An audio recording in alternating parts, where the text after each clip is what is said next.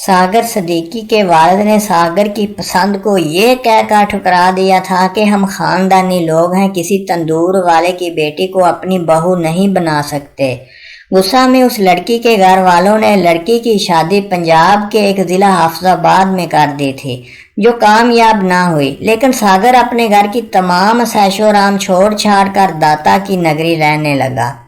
जब उसकी महबूबा को पता चला कि सागर दाता दरबार है तो वो दाता साहब आ गई। काफी तलाश के बाद आखिर ताश खेलते हुए एक नशइयों के जुर्मट में सागर मिल ही गया।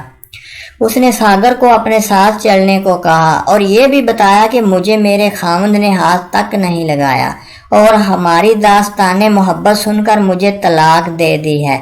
अब अगर तुम चाहो तो मुझे अपना लो। सागर ने कहा, बंदा परवर कोई खैरात नहीं, हम वफाओं का सिला मांगते हैं। गुर्बत, डिप्रेशन, टेंशन की वजह से सागर सदीकी के आखिरी चंद साल नशे में गुजरे और भीख मांग कर गुजारा किया करते थे। गलियों में फुटपाथ पर सोया करते थे, लेकिन उस वक्त भी उन्होंने शायरी लिखना ना छोड़ी। मेरी गुर्बत ने मेरे फन का उड़ा रखा है मजाक, तेरी दौलत ने तेरे ऐब छुपा रखे हैं। जिंदगी जबर मसलसल की तरह काटी है, जाने किस जुर्म की पाई है सजा याद नहीं। आओ एक सजदा करें आलमे मदहोशी में, लोग कहते हैं कि सागर को खुदा याद नहीं। सागर सदीकी कहते हैं कि जब जनरल अयूब खान साहब पाकिस्तान के सदर थे तो उन दिनों जनरल अयूब खान साहब को भारत में एक मुशायरे में मेहमान खसूसी के तौर पर बुलाया गया। जब मुशायरा स्टार्ट हुआ तो एक शायर ने एक दर्द भरी गज़ल से अपनी शायरी का आगाज़ किया। जब वो शायर शायरी करके फारग हुआ तो जनरल साहब उस शायर को कहते हैं कि मोहतरम, जो गज़ल आपने स्टार्ट में पढ़ी बहुत दर्द भरी गज़ल थी, यकीनन किसी ने खून के आंसुओं से लिखी होगी। और दाद देते हुए कहा कि मुझे बहुत पसंद आई है। तो वो शायर बोले, जनाबे अली, इससे बड़ी आपके लिए खुशखबरी और हैरत की बात यह है कि इस गज़ल का खालिक, इसको लिखने वाला लखारी यानी शायर आपके मुल्क पाकिस्तान का है। जब जनरल साहब ने यह बात सुनी तो आप दंग रह गए। इतना बड़ा हीरा मेरे मुल्क के अंदर और मुझे पता ही नहीं।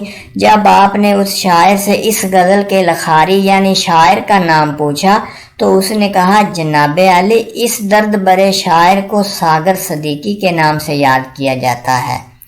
जब जनरल साहब पाकिस्तान वापस आए और सागर सदीकी साहब का पता किया तो किसी ने बताया कि जनाबे अली वो लाहौर दाता साहब के करीब रहते हैं।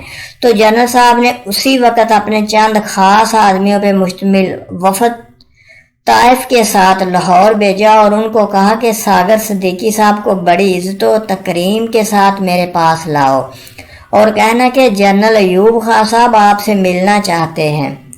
जब वो भेजा हुआ वफद लाहौर पहुंचा तो उन्होंने अपना तारफ ना करवाते हुए दाता दरबार के सामने खड़े चंद लोगों से शायर सागर सदीकी की रैशगाह के मतलब पूछा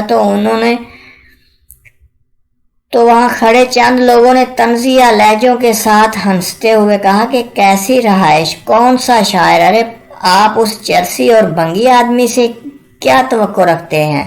और फिर खड़े इन चंद लोगों ने इशारा करते हुए कहा कि वो देखें सामने पड़ा है चरसियों और बंगियों के जुर्मट में। जब वो जनरल अयूब खान साहब का भेजा हुआ वफद सागर सदीकी के साहब के पास गया और उनको जनरल साहब का पैगाम दिया तो सागर सदीकी साहब कहने लगे, जाओ उनसे कह दो कि सागर की किसी के साथ नहीं बनती, इसलिए सागर किसी से नहीं मिलता।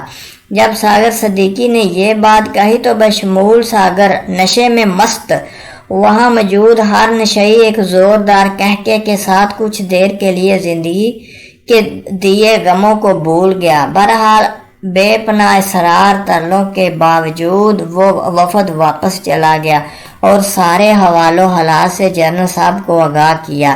कहते हैं कि जनरल अयूब खान साहब फिर खुद सागर सदीकी साहब से मिलने के लिए लाहौर आए और जब उनका सामना सागर सदीकी साहब से हुआ तो सागर सदीकी साहब की हालत हालत ज़ात देख कर जनरल साहब की आंखों से आंसुओं की एक ना रुकने वाली जड़ी लग गई और फिर उन्होंने हाथ बढ़ाते हुए गम से चूर और नशे में मस्त सागर सदीकी से जब मसाफा करना चाहा तो सागर सदीकी साहब ने यह कहते हुए उनसे हाथ पीछे हटा लिया कि जिस ओहदे में लुट जाए गरीबों की कमाई, जिस अहद में लुट जाए गरीबों की कमाई, उस अहद के सुल्तान से कोई भूल हुई है।